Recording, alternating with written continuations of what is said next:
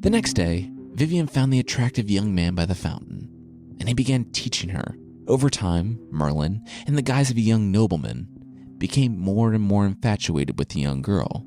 The girl, after she got past the initial thrill that she was learning magic, found that she was actually falling in love with this nobleman. Not only was he dreamy, but he was wise, way beyond his years. He could hold intelligent conversations and seemed like he genuinely cared for her. Being able to magically build castles out of thin air didn't really hurt either. Months passed like this, with her coming to the fountain every day to learn, and him coming to teach. At night, she would return to her home and tell no one of this wondrous boy and the future that she dreamed of with him. Vivian grew a magical ability, and one day, as she was learning a charm, she saw a flash of something. It was in the corner of her eye, but in the place of the boy, she saw a wrinkled, much less attractive middle-aged man. She looked at the young nobleman with a start, but saw that it was, again, the good-looking boy that she had grown to love. She shook it off and put it out of her head. It had to have just been a mistake.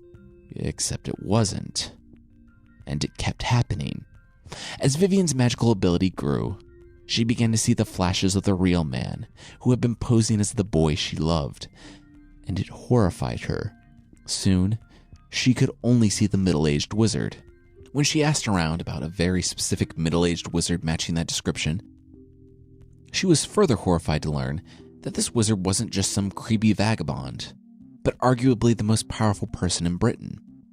He had been the advisor to the past 4 kings, 3 of whom had died young. Now he put this young puppet, some kid named Arthur, on the throne. Merlin was a dangerous man, and she was panicked because he had set his sights on her. She continued learning under him. Now fully terrified, she watched the aged wizard study her. Looks she would have interpreted as loving in the eyes of the boy became threatening, coming from a man 4 times her age. Then she was granted a reprieve. Near the end of her training, the young nobleman said that he must go and come back in a few months. Then she would be able to fulfill her oath that she and her love would be his forever. She agreed, feigning as much joy and excitement as she could. Merlin left that day to relieve Arthur from the siege of Carlion in Wales.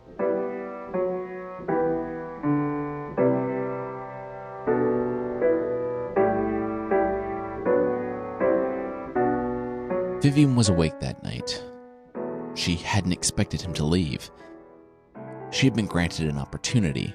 She scooped up all of her notes from their sessions, put on some traveling clothes, and raided the stores for food. She didn't know how she would survive on her own, and her heart broke to leave her family, but she had to go. One of the most powerful people in the world was coming for her, and she imagined that he wouldn't stop until he had her. To protect herself and her family, she must leave. She padded out of the house and ran across the fields, the moonlight guiding her way. She kept studying and living off the land until she found her way across the channel, out of Britain, out of Merlin's power. Now, I have to say before moving forward that this isn't the official story of the Lady of the Lake that had the interaction with Merlin. That's because there is no one story of the Lady of the Lake. There are over 4 of them, and they contradict each other and massively contradict the main story, and I'll go over that when it happens, you'll see. I merged 2 of them together, but for the longer explanation on this, check out the discussion post at mythpodcast.com. Though, yes, one of them did involve Merlin tricking a 12-year-old, and sadly, that was far from the worst one. Anyway, now we're back on firm footing in one version, in the French Vulgate. She traveled to Brittany. Next to nothing is said about what she did there or why she did it, but she found a community living under a lake, and she stayed with them for a couple of years, until Vivian heard some commotion by the edge of the lake one morning. It sounded like a woman was screaming. And this wasn't just some lake, as you can probably guess. It was more of an illusion to deter outsiders from finding their village. Once somebody welcomed into the village passed under the water, it was like they were descending into a normal valley. There, Vivian lived among the special, magical people, and that's where she heard the wailing of Queen Elaine early one autumn morning. Her eyes popping above the illusory water, she saw King Ban fall from his horse. She saw smoke in the sky, and the squire and queen rush after the king. Then she saw a little baby Galahad. He was beautiful, and she took pity on him by the fact that they were in rough traveling clothes. Appearing to be merchants and not the king and queen, Vivian rightfully deduced that they were on the run by the mere fact that the king was now dead and the queen beside herself with grief. Well, that meant that they might be caught, and this poor thing might be killed.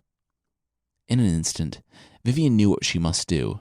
She scooped up the baby and took him into the water. As to why she didn't tell the mother and left Elaine in anxiety for the rest of her days, well, I'm not exactly sure.